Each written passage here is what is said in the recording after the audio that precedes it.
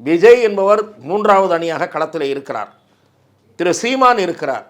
இவர்கள் ஓட்டுகளை பிரிப்பார்கள். ப்ளஸ் இவர்கள் ஏதாவது ஒரு பக்கம் போகக்கூடிய வாய்ப்பு ஏற்படும். என்டிஏவில் இல்லைன்னா அவங்க அப்படியே நின்றுட்டு இருக்க மாட்டாங்க, எங்கேயுமே இல்லாமல் நின்றுட்டு இருக்க மாட்டாங்க.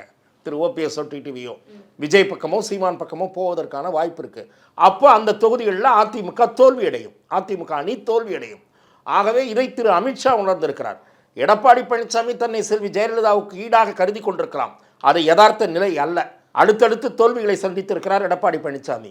அவர் அதிலிருந்து பாடம் கற்கவில்லை என்றால் மீண்டும் ஒரு தோல்வி. ஏனென்றால் ஏற்கனவே 22% அதிமுகவினுடைய வாக்கு வங்கி கடந்த நாடாளுமன்ற தேர்தலின் போது சரிந்திருக்கிறது, குறைந்திருக்கிறது.